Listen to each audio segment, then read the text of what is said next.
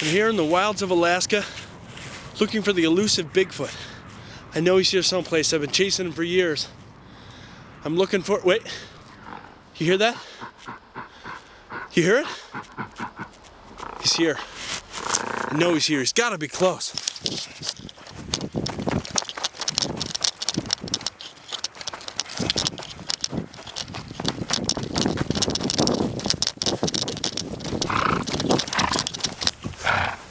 You? What the hell are you doing here? What are you doing here? I'm looking for Bigfoot. What are you doing? I'm drinking Bigfoot. Holy hell. Oh, man, you want one? Yeah, I want one. Well, there you go. Jeez. Have a Bigfoot. Thanks. Cheers. Cheers.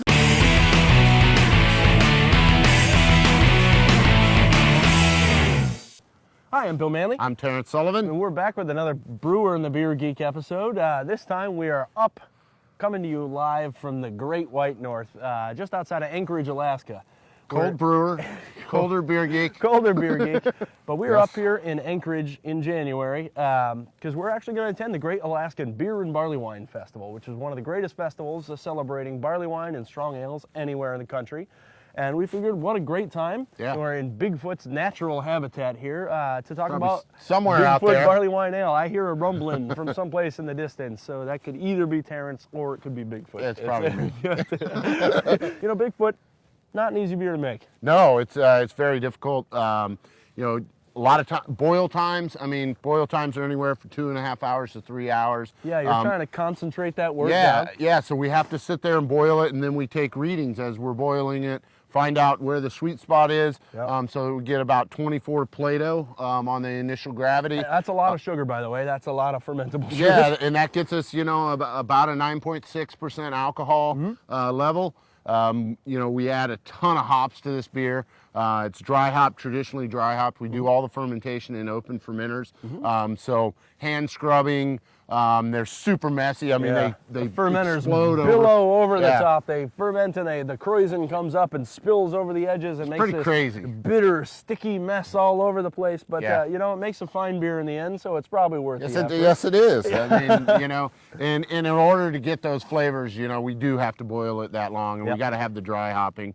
You know, it features Cascade, Centennials, and Chinook hops, which, you know, back in the day, 30 years ago, they were really the only real super high oil American style hops. Yeah, I mean, really, this beer, those hops in particular, and this beer specifically, have a lot to do with kind of what the mission behind Sierra Nevada was to begin with, and that's really to feature a lot of American-grown ingredients. Think about that back in the day, in the 80s, when really there was you know, pretty much the landscape was kind of a wash of light lagers, and then something like Bigfoot comes along with just like a punch to the jaw. This intense kind of big caramel flavors and this massive bitterness self. But I mean, that had to be a real sucker punch to the gut of people who were kind of like the beer establishment back in the day. I mean, it really shook up everything that we know about, you know, big beers, or what they call now extreme beers, or really kind of how far the envelope could be pushed. We'll check in a little bit later from the festival. We'll try some beer out. We'll see how it goes. And yeah, if you can get up here, check it out. We're going to go try to warm up a little bit. Now I need feeling in my fingertips. All right. Cheers.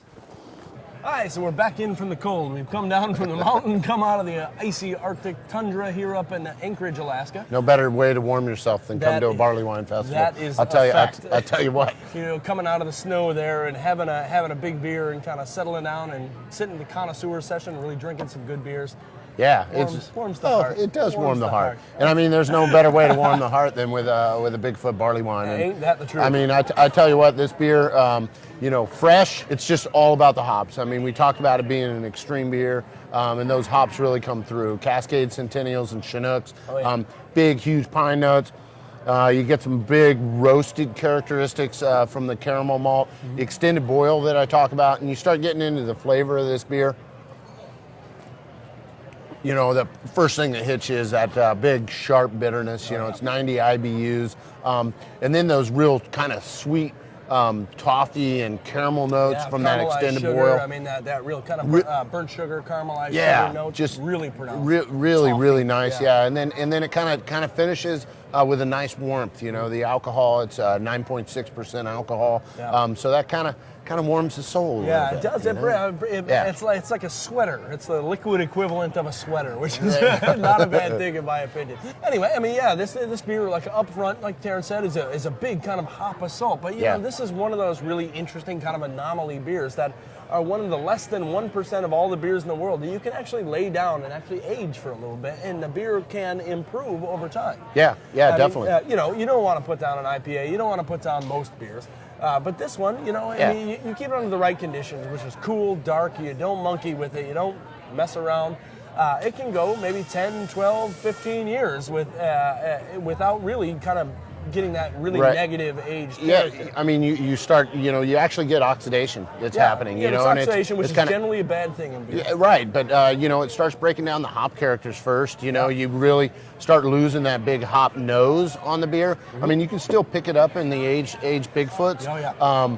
But you know, when you start really changing that malt character and start getting some real big sherry notes and stuff. Yeah. And a lot of people that I actually talk to, you know, it's almost 50-50. You know, some people, all the hop heads, they love it whenever it's really super fresh. You know, but it is an intense beer. You know? Yeah, I mean, it can very be too much intense so. for a lot of people. And so you know, the other half of the people, they really prefer it with a little bit of age. You know, and it loses a little bit of that bitterness and loses a little bit of that hop character. Turns up the malt complexity and makes a completely different animal. So, you know, pick up a case and try them along the line. You could try one 6 months, 8 months, 12 months, and you'll see how it goes. We encourage you to just buy as many cases as you like, really. I mean, as much as and often as you like. It's like they say in Chicago, early and often. Early and often. Anyway, we hope you enjoyed the show, and we're definitely enjoying the Bigfoot. We got to wrap it up here and get back to the Great Alaskan Beer and Barley Wine Festival. So Last we'll session. See you next time. Cheers. Cheers. Oh boy, you never know. I tell you what, if Bigfoot's smart, he's like huddled in a little cave right now. Yeah, he's got a space heater and a warm. bottle of brandy. Yeah, right.